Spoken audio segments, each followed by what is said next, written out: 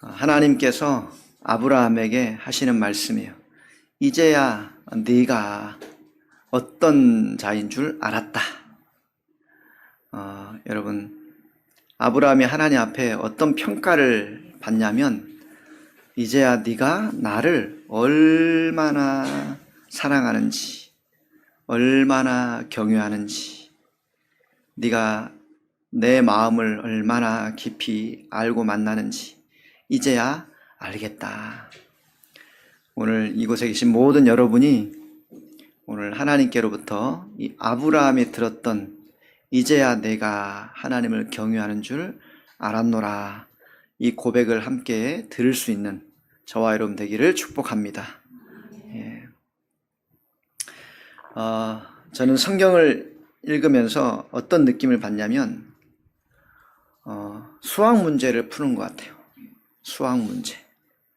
벌써 수학을 싫어하신 분들은 마음이 확 닫혀질 것 같은 수학 문제는 긴가민가 이런 게 없잖아요. 그죠? 수학은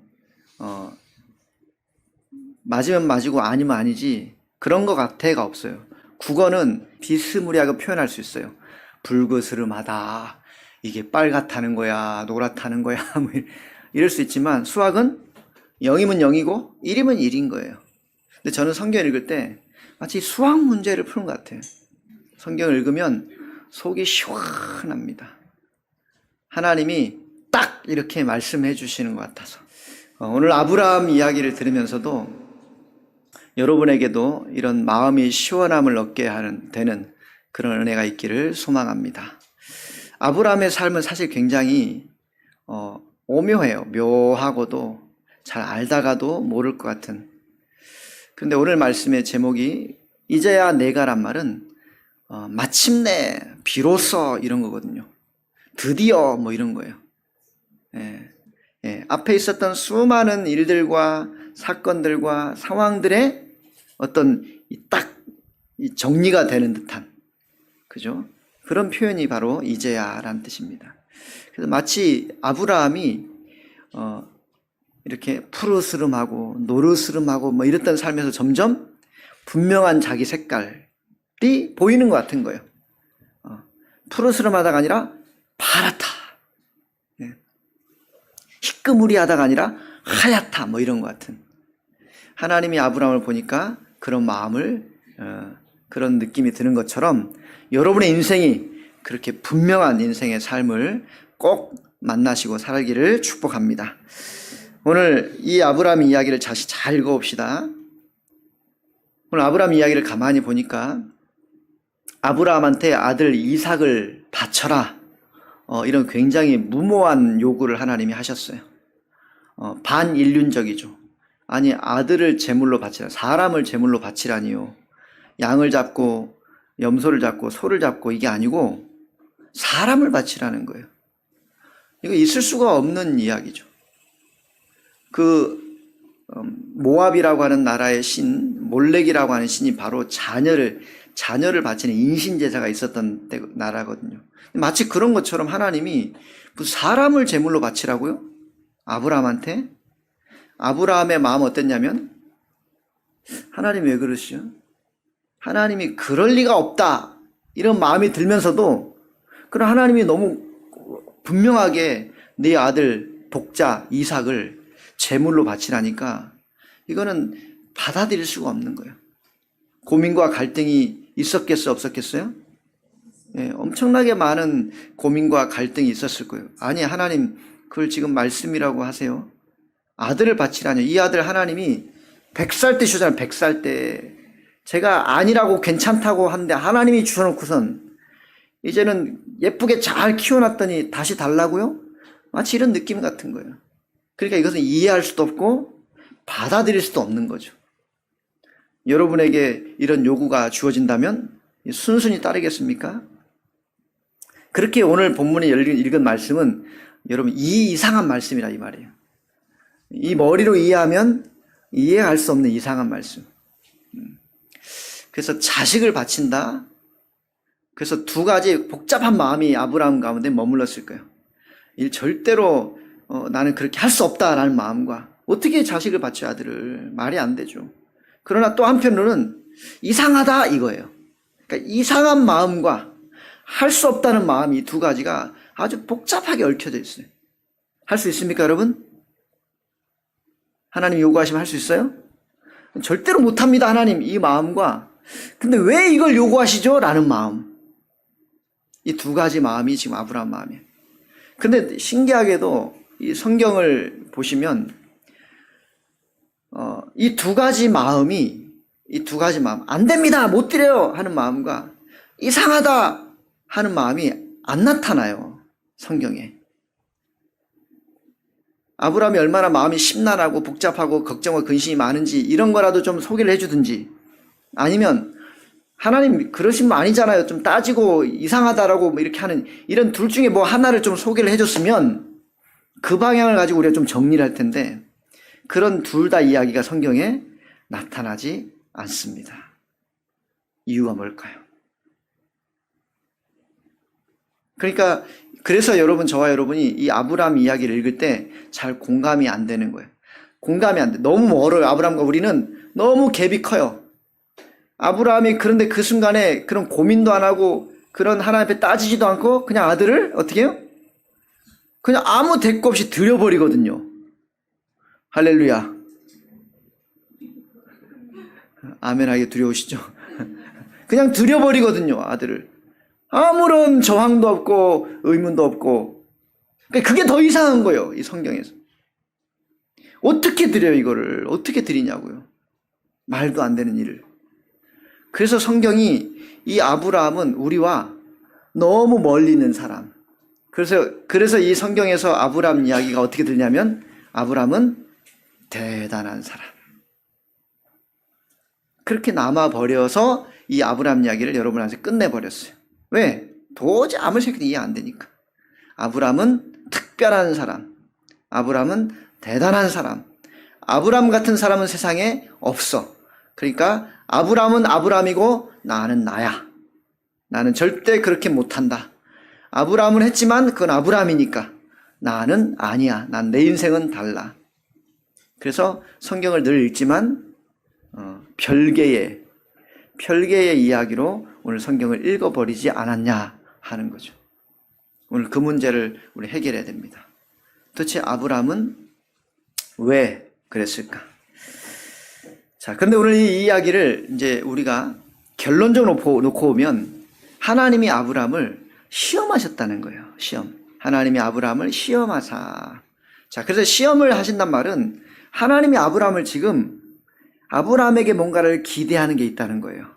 이 시험한단 말은 뭘 기대하셨겠는가? 자, 근데 이 시험은 제가 이제 두 가지 같은 경우가 있다고 이렇게 한번 설명을 드렸어요. 첫 번째는 합격, 불합격을 결정하는 시험 같은 게 있어요. 근데 오늘 아브라함의 시험은 합격, 불합격이 아니에요. 시험은 또 다른 시험인데 뭐냐면 그것은 로마 3장에 환난은 인내는 연단은 소망을 이룬 줄 알미라 할 때 그 연단 같은 시험에서 연단은 단단하게 하려고 하는 시험 같은 거예요. 그러니까 실제로 아들 이삭을 바치라고 했지만 이 아들 이삭을 잡아 죽이려고 하는 의도가 있었다 없었다? 아브라함은 모르지만 하나님은 그 의도를 아닌 아브라함에 대한 이 기대함이 있었던 거예요. 그래서 이 시험을 한 거예요.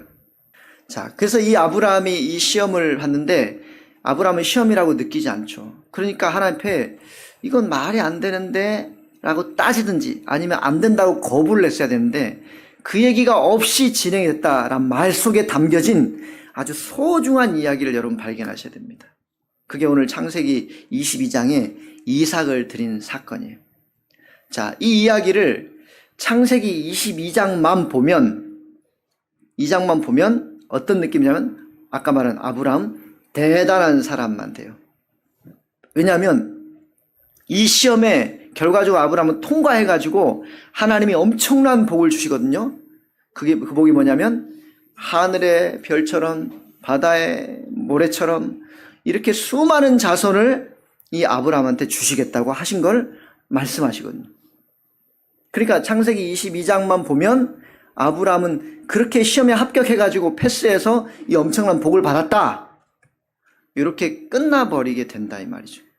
그렇게 여러분이 아브라함을 만나면 여러분은 아브라함을 대단한 사람으로 만나고 끝나요. 그럼 여러분의 인생이 어떻게 될까요?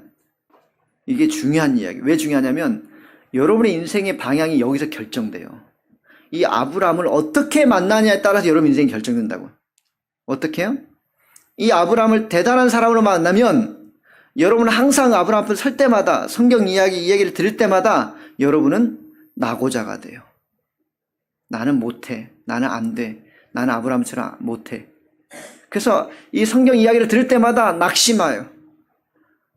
하나님, 저는 그렇게 못해요.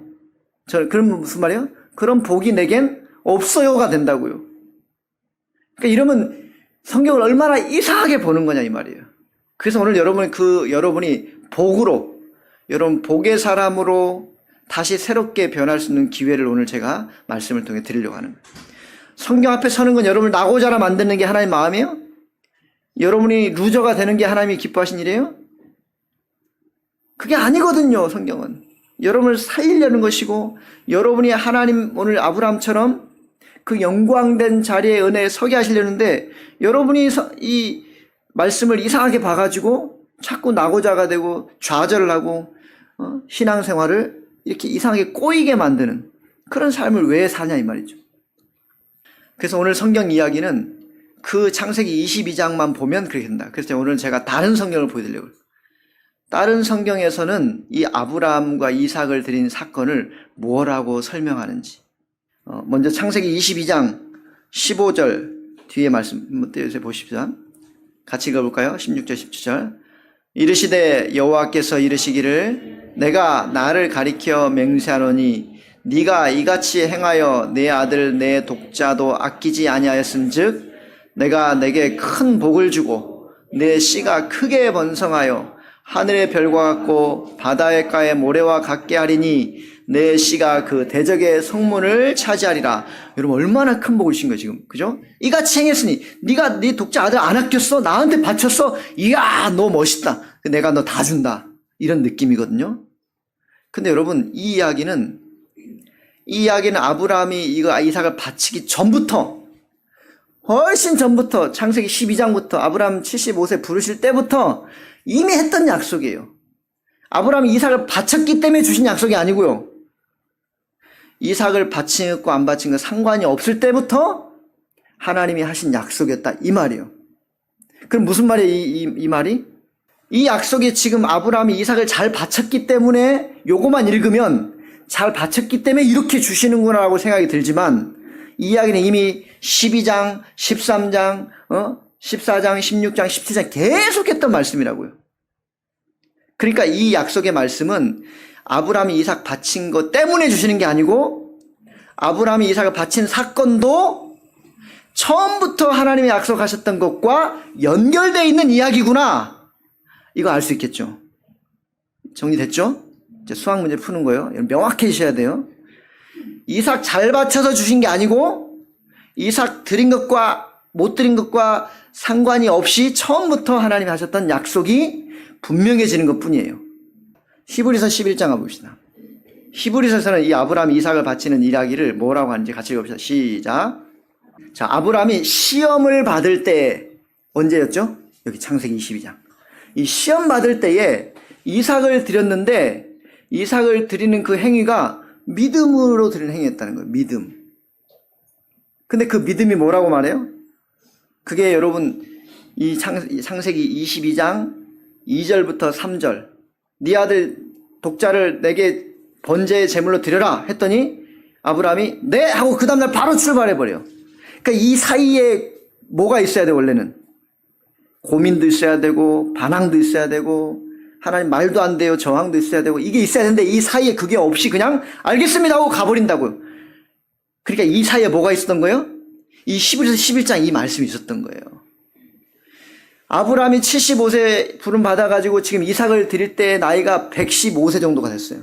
약 40여 년의 시간 동안 내가 가만히 생각해보고 돌아보니까 내가 기근이 들어서 애굽에 쫓겨가고 도망쳤던 것 같은데 바로왕 앞에 죽을 뻔한 일들, 전쟁 일어가지고 요 롯을 구출했지만 기가 막히게 내가 살아왔는데 살레망 멜기세만 정신 차려보니까 하나님이 구하셨다는 걸 깨닫게 되기도 하고, 이게 수많은 인생의 자리를 지금 40여 년의 시간 동안 지켜보니까 말도 안 된 일이 어마어마하게 많았어요.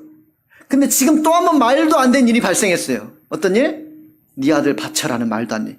이방의 이상한 신들도 안 하는 일들을 하나님이 하신다고? 이건 분명히 뭐가 있다. 분명히 뭐가 있다. 아브라함이 생각한지라. 다시 히브리서 11장 20. 뭐라 했어요? 죽은 자, 이삭을 죽은 자 가운데 다시 살리실 줄을 생각한지라. 이 생각한지가 영어 성경에 reason이에요. reason이 말이 뭐예요? 꿈꿨다가 아니고요. 황홀경 무슨 비몽사몽이 아니고요. 정신 똑바로 차리고 기억해 생각했다 이 말이에요. reason, 이성적인 생각이라고. 아브라함이 이삭을 바치란 사건을 정신 똑바로 차리고 하나님 내 인생의 모든 발자취를 묵상하고 생각해 보니 이거 하나님이 또 뭔가를 하시려는구나. 그게 뭐였어요? 죽어도 다시 살리시겠구나. 왜 이런 마음을 가졌을까요? 아들 이삭을 그렇게 받았으니까. 아들을 주신다는 얘기는 수십 년 전부터 했는데 언제까지 하는지 하나님 아브라함 100살 될 때까지 기다리고 안 주시다가 아브라함도 이제 씨가 말라버리고 사라도 생리가 끊어졌어요. 도대체 이제 애를 낳을 수 없는 상황까지 만드신 다음에 애를 주셨단 말이에요. 그러니까 안 되는 거를, 할 수 없는 거를, 불가능한 거를 100세까지 하나님 아브라함 될 때까지 기다렸다가 주신 걸 보니까 이거는 없는 데서 있게 하신 거잖아요. 그러니 있는 자식 다시 살리는 게 뭐가 문제겠냐고. 그러니 하나님이 이삭을 데려가셔도 그게 뭐가 문제겠어. 하나님은 뭔가 지금 하시려는구나를 생각하고 알았다 이 말이에요. 이게 이성으로도 아브라함은 하나님이 누구신가를 분명하게 깨닫고 만나는 자가 되었어요. 이게 2절과 3절 사이에 즉시로 다음날 이삭과 재물을 가지고 출발하게 된 아브라함의 심경 속에 담겨진 이야기라고요. 할렐루야. 그리고 아브라함이 출발을 해서 가는데 종들 둘을 데려가고 나귀에다가 장작과 불을 가지고 이삭을 데리고 갑니다. 그래서 모리아산 가까이 오니까 아브라함이 딱 두 번의 대화했다 했죠. 첫 번째는 종들과 대화. 너희들은 여기에 머물러 있어라. 내가 이삭과 함께 가서 하나님께 예배하고 돌아오리라. 우리가 예배하고 돌아오리라. 누가요? 우리가. 아브라함과 이삭. 우리가 돌아온다. 돌아온단 말은 뭐예요? 아브라함이 부활을 다시 살리실 줄을 믿었다 이 말이에요. 종들이 뭔지 모르고 따라왔잖아. 예배드리러 왔나 보다. 그 아브라함이 그냥 하는 얘기로 한 게 아니고요. 아브라함은 이 45년의 시간 동안 내가 만나고 내 인생을 책임졌던 하나님이 지금 이삭의 일을 통해 뭘 하실래나? 이 기대함을 가지고 지금 그 뜻을 향해 나아가는 거예요. 그게 그러니까 종들한테 기다려 우리 예배하고 온다 이거고요. 그리고 이제 딱 이삭이 자기가 재물 될 장작을 이삭이 메고 아브라함은 횃불을 들고 산으로 올라갑니다. 그래서 이삭이 물어요. 아버지 오냐? 근데 불도 있고 장작도 있는데 재물은 어디 있어요? 이렇게 묻잖아요. 그 아브라함이 뭐라 그래요? 네가 재물이잖아. 이렇게 말했어요? 예. 하나님이 준비하시리라. 그래서 여호와 이래요. 하나님이 준비하신다. 하나님이 재물을 하나님이 준비하실 거야. 그래요? 네, 알겠습니다. 하고 아브라함이 이삭을 데리고 올라가서 모리아산 거기서 장작을 내려놓고 제단을 만들고 이삭아 이리 와라. 그리고 두 손을 묶었어요. 아브라함이 최소 15살이었는데 알아요, 몰라요? 어떻게 알아요? 제사를 한두 번 드려요? 아브라함 15살이면 지금 나이로 말하면 준영이 나이네. 그죠? 준영 15살 맞아? 네. 준영이 나이에 저렇게 팔팔한 그 엄마가 잡으면 아빠가 잡으면 잡혀요? 안 잡히죠. 튀어! 그러면 뛰면 뭐 어떻게 잡아요? 그러니까 여러분 이삭은 그런데 아버지가 손을 묶고 제단 위에 아들을 올렸는데 한마디 거부나 반항이나 이의제기 갖고 도망치지도 않고 순순히 그 제단 위에 몸을 놓인단 말이죠. 그리고 거기서 아브라함은 칼을 들어서 이삭을 제물로 번제를 드리니까, 번제는 뭐예요? 다 잡아서 각을 떠야 돼요. 동물 하는 것처럼. 하려고 했을 때 아브라함아 이제야 비로소 이거예요. 이제야 네가 나를 경외하는 줄을 알겠다. 여러분, 아브라함이 지금 만난 하나님의 어떤 분이시냐 이 말이에요.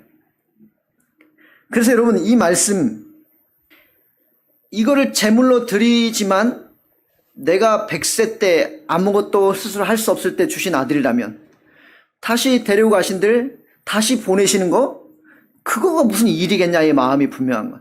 로마서 봅시다. 로마서 4장. 기록된 바 내가 너를 많은 민족의 조상으로 세웠다 하심과 같으니 그가 믿은 바 하나님은 죽은 자를 살리시며 없는 것을 있는 것으로 부르시는 이시니라. 아멘. 이거 누가 얘기하는 거예요? 사도 바울이 아브라함 이야기를 기록하면서 아까 히브리서 기자가 기록한 것과 똑같은, 이 아브라함은 하나님이 드리라 할 때 그냥 드린 것 같으나 이 안에 아브라함의 믿음의 근거는 뭐였어요? 하나님이 죽어도 살리시고 없는 데서 있게 하시고, 없는 데서 있게 한단 말은 뭐예요? 무에서 유잖아요. 무에서 유. 없는 것도 있게 하시는데 있는 데서 또 하신다면 그건 무슨 문제가 되겠냐고. 그러니까 오늘 이 말씀은 굉장히 중요한 이야기였어요. 오늘 아브라함의 이야기가 창세기 12장부터 지금 22장까지 왔는데, 모세가 이 아브라함 이야기를 본격적으로 시작하면서 다른 어떤 사람과 달리 그의 생애 전체를 가지고 이야기하고 있어요. 그러니까 12장 아브라함 이야기를 하기 전까지 창조부터, 모든 세상이 만들어진 때부터 11장 인간이 타락해서 범죄하고 얼마나 심각한 문제 상황가 있는 때까지 이야기하신 다음에 아브라함 이야기를 깊고 길게 이야기한다고요. 그러니까 이 모세의 의도가 뭔 거예요? 아브라함이 이삭을 바친 사건은 단지 이야 신기하고 놀랐다, 아브라함 대단한 사람이네가 아니고, 하나님이 우리 인생을, 이 세상을 만드시고 그러나 가장 복된 자리에 세우신 인생이 얼마나 죄 가운데 심각하게 타락해서 스스로 구제받을 수 없는 자리에 있는 인생을 하나님이 어떻게 살리시고 어떻게 구원하시려고 하는가에 대한 아주 중요한 과정과 절차를 아브라함과 이삭의 인생을 통해서 분명하게 보이시는 사건이라 이 말이에요. 아브라함 대단해서 이삭도 바치고 이삭 안 죽고도 살렸다, 이런 에피소드를 말려고 하는 게 아니고요. 이것이 바로 하나님의 구원의 역사라 이 말이에요. 하나님의 구원은 이런 거라 이 말이에요. 아브라함이 대단한 사람이면서 이삭을 살린 것이 구원의 징표가 아니고요. 인간은 100세 때 이삭이었단 말이 그런 말이에요. 근거가 없다 이 말이에요. 우리에게는 우리가 구원받을 만한, 우리가 하나님의 예쁨을 받을 만한, 우리가 그렇게 사랑받을 만한 자격이나 조건이 우리에겐 없어요. 끊어진 거니까. 조건이 없어요, 우리에게는. 근데 조건이 없는 우리에게 이삭을 줬단 말은 네가 한 게 아니라는 걸 우리에게 알게 하는 거예요. 여러분, 우리 구원은 그런 거예요. 여러분이 착하게 살아서 구원받는 게 아니라니까. 그러니까 제발 착하게 사는데 왜 천국 못 가냐, 그런 말 하지 좀 말아요, 제발. 그 사람이 착하게 살아서 나쁜 짓 해서 벌 주고 착하게 살아서 상 주고 이런 게 아니라고요. 구원은 근거가 우리에게 없다 이 말이에요. 그래서 신비라고 놀라운 거예요.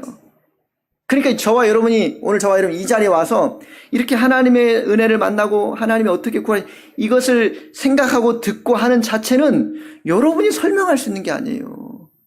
우리는 이곳에 와 있기 때문에 이 말씀을 들으면서 어떻게 내가 이런 자리에 설 수 있는가에 대한 그 이야기를 듣고 오직 감사하고 하나님 기가 막힌 은혜군요라고 고백할 수밖에 없는 것이지, 도대체 왜요? 이렇게 따져서 해결할 문제가 아니라 이 말이에요. 구원은 이게 100세 때 아들 100세가 될 때까지 하나님이 기다려 이삭을 준 이유라고요. 너한테 근거가 있지 않다는 것을 알게 하려고. 그건 자랑할 게 아니에요. 여러분 구원받았다고 그거 자랑할 게 없어요. 왜? 내가 한 게 아니니까. 그러니까 의식될 필요도 없고요. 조금 문제가 있고 잘못 살았다고 한없이 절망할 필요 없어요. 그럼에도 불구하고 하나님이 나를 붙드셨습니까? 그런 줄 모르고 붙드셨어요? 네가 그럴 줄 몰랐다 그랬어요? 그럴 줄 알면서도 하나님은 붙드시고 포기하지 않고 아브라함이 여기까지 그럼 끌고 오신 거잖아요. 그러니까 100세가 돼서 아들 줬단 말은 아브라함과 사라가 생산할 수 없는 완전히 끊어진 상태에서 내가 하는 거랑 알게 하는 거고요. 또 그러니까 그 아브라함이 하나님 만난 건 그런 거라고. 그렇게 무에서 유를, 그래서 창세기 창조 이야기를 시작하는 거예요. 예수님 이야기를 시작하는 게 아니고요. 하나님의 창조기 시작한 이유가 뭐라고요? 우리는 아무것도 없는 데서 하나님의 전적인 모든 것으로 발생하고 생겨난 자들이에요. 이삭은 아무것도 없는 근거에서 하나님이 전적으로 하시는 거라고. 예수 그리스도는 아무것도 세상에서 연관을 낼 수 없는 것에서 마리아 요셉이 결혼해서 낳은 아들이 아니라고요. 그 근거가 사람에게 있지 않은 데서 하나님이 친히 역사하셔서 아들 예수를 보내서 그 예수로 말미암아 그 죽음으로 우리의 끊어진 단절된 하나님과 완전히 단절된 인생에서 새로운 역사를 행하시겠다는 게 예수 그리스도의 구원의 역사라고요. 그게 구원이에요. 그게 구원. 우리에게는 내가 구원받을 만한 자격이나 조건이나 원인이 없어요. 인생에는 없어요. 그러니까 그냥 마음대로 살아보라고 하나님 어떻게 하시는지. 괜찮다니까요. 마음대로 사세요. 하나님은 여러분을 놓지 않기 때문에 마음대로 살면 고무줄로 이렇게 딱 잡혀있는 것 같아가지고 어떻다고요? 멀어지면 멀어질수록 이게 팽팽해져가지고 긴장감이 장난 아닐걸요? 긴장감 장난 아닐 거예요. 그래서 여러분이 긴장을 확 푸는 순간 한 대 펑 맞는 거예요. 그래서 제가 예전에 제 선배 한 사람이 있었는데 목사님 아들이었어요. 목사님 아들인데 학교 다닐 때 자기는 정신을 똑바로 차리고 살아야 된대요. 왜 정신을, 당연히 정신 똑바로 차리고 살아야지. 와, 우리 선배, 저 선배 멋있다. 정신을 똑바로 차리고 산다는 거예요, 항상. 그래서 왜 그냥 나중에 얘기 듣더니 정신을 똑바로 안 차리고 살면 자기 목회를 해야 된다는 거예요. 자기는 목회하기 싫은데 아버지가 목사님에서 지금 신학을 하러 왔거든요. 그러니까 내가 정신 똑바로 안 차리고 살면 나는 목회를 할 수밖에 없는 지금 운명에 와 있기 때문에. 그래서 정신을 똑바로 차리고 산다고 그러더라고요. 그래서 한 잔씩 하시면서 막 이렇게. 지금 목회 열심히 하고 계실 거야, 아마 분명히. 왜냐면 이 긴장, 하나님과 이 긴장 관계가 늘 있거든요. 정신 똑바로 차리고 살기 때문에.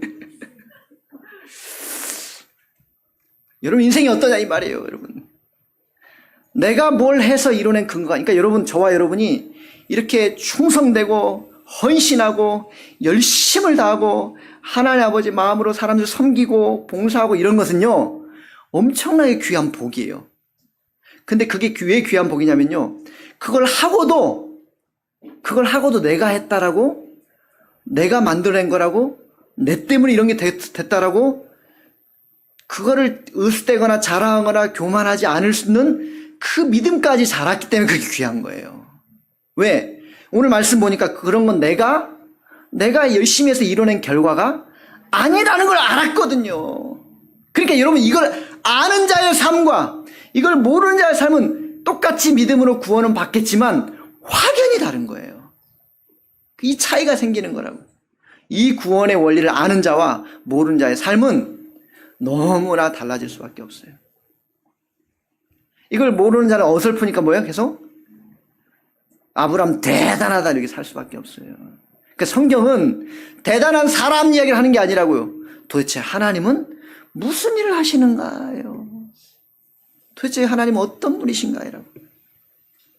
그게 이 아브라함의 이 사건 속에 말씀하시는 하나님의 뜻하십니다. 이거를 모세가 알게 주고 싶었던 거예요. 그러니까 오늘 이런 아브라함과 이삭 이야기를 자세하게 소개하는 모세나 이 이야기의 뜻이 뭔지를 푸는 바울이나 이게 어떤 뜻인가를 자세하게 신약에 있지만 구약에 설명하는 히브리서 기자는 다 뭐예요? 똑같은 구원의 원리를 알고 있는 사람들이에요. 그게 창조 속에 무에서 유를 창조하시는데 있는 데서 있는 걸 행하시면 무슨 일이 되겠냐고. 그게 하나님의 놀라운, 그게 부활이라고요. 저와 여러분의 부활. 그러니까 저와 여러분의 생명은 그래서 새 생명이에요. 새 생명. 세상에서 좀 잘 살고 마음에 들어간 하나님 구원, 야, 너 같은 내가 없어 해서 구원을 시킨 게 아니고요. 완전히 단절된 죄 가운데 푹 절여져 있는 단무지 같은 인생이었는데, 그런 인생도 씻어도 단무지는 노란색이 안 빠지는데, 그런 인생을 새하얗게 바뀌었다면 내가 적당히 바뀐 게 아니라 이 말이에요. 그게 새로운 피조물이란 뜻이에요. 고린도서 5장 17절 말씀.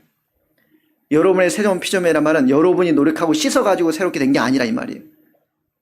하나님의 전적인 설명할 수 없는 그 은혜가 여러분 안에 있기 때문에 우리는 하나님께로 비롯된 이삭의 후손, 예수 그리스도의 후손으로 살아가는 복된 자가 구원받은 하나님의 백성입니다. 할렐루야. 이 엄청난 비밀을 여러분이 간직하고 사는 자라고요. 여러분 인생이 이 갈림길이라니까, 갈림길. 똑같이 구원을 하나님이 하시기 때문에 여러분 구원을 받으실 거예요. 왜? 하나님 절대 안 포기 안 하실 거거든요. 마음대로 살아서 하나님 포기 안 해요. 머리끄댕이 붙들고 다 오고 발목까지 붙들어서도 데리고 와요. 그러나 그래서가 아니고 하나님께 붙들려 살아간다면 이미 하나님이 주시는 이 놀라운 은혜와 복이 얼마나 큰지를 이거를 누리고 사셔야 될 거 아니에요.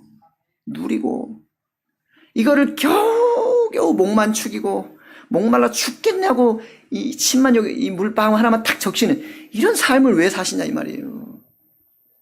그게 인생이 얼마나 곤고하고 고달프냐고요. 어마어마하게 주신 은혜를 하나도 못 누리고 겨우 빵 한 쪼가리 먹으면서 이게 은혜라고 생각한다면 이 하나님이 얼마나 작은 분이냐고. 무에서 유를, 없는 데서 있는 것을 그렇게 행하신 하나님을 만난 그 하나님의 역사가 있는 분들인데 여러분의 삶을 기대해 보세요. 하나님이. 그래서 저는 아까 사도에 말, 저는 성경을 보면 수학 문제를 푸는 것 같아요. 하나님이 아주 기가 막히게 풀어내세요. 정확하게 간지러운 부분을 긁어주세요. 저는 항상 말씀을 통해 그런 많이 느껴요. 우리는 은혜를 발견한 것뿐이에요. 여러분 주님 앞에서 그 은혜를 마음껏 찾아가 보세요. 우리 입장에서는 찾아가는 거지만 하나님이 그 은혜를 부어주신다고요. 어떤 자에게? 찾는 자에게, 구하는 자에게, 두드리는 자에게 이 놀라운 은혜의 비밀이 여러분의 삶을 풍성하게 만드실 줄 믿습니다. 우리가 이렇게 구원을 받은 거구나. 예수 그리스도. 그는 죽어버린 것 같으나 그의 죽음이 끝난 게 아니고 우리를 살리려고 하는 시작이었던 거예요. 이 시작이었던 거죠. 여러분 평생의 삶에 이 기대함의 기쁨, 그러니까 여러분 열심을 다해서 헌신하는 거 보상받으려고 한 게 아니라 이 말이에요. 이미 우리는 어마어마한 이 구원을 다 받은 자기 때문에 내가 열심을 다해 헌신하고 봉사하는 것은 기뻐 사는 거예요. 즐거워 사는 거잖아요. 이 구원이 내게 왔으니 이거 어떻게 설명하고 이거 어떻게 갚을 수가 있어요? 갚을 수 없는 은혜, 한량 없는 은혜, 주님 감사합니다. 그래서 이 구원의 은혜를 아는 자가 이 구원의 크기를 아는 만큼 사는 거예요. 여러분 오늘 아브라함의 이삭을 통해서 엄청난 이야기를, 그러니까 제발 바울처럼 살고 싶어요, 다윗처럼 살고 싶어요 이런 말을 하시려거든 뭔지를 알고 하셔야 돼요. 오늘 창세기 22장 2절과 3절 사이에 어떤 일이 있었는지 여러분 꼭 기억하고 여러분 인생도 그렇게 하나님을 만나시기 바랍니다. 이삭도 마찬가지죠. 9절과 10절 사이에 이삭은 도대체 어떤 일이 있었는지, 어떻게 순순히 자기를 제물로 드리냐고요. 도대체 그 사이에는 무슨 일이 있었는지, 하나님의 마음을 하나님의 관점으로 왜 아브라함을 시험하시는지 그분의 눈으로 여러분 인생을 바라볼 수 있을 때 여러분은 하나님의 은혜를 충만하게 누릴 수 있는 거예요. 그 놀라운 은혜의 시각이 여러분 활짝 열려서 기쁘신 하나님 앞에 영광이 되고 여러분 삶이 풍성해지는 놀라움이 있기를 예수님의 이름으로 축원합니다.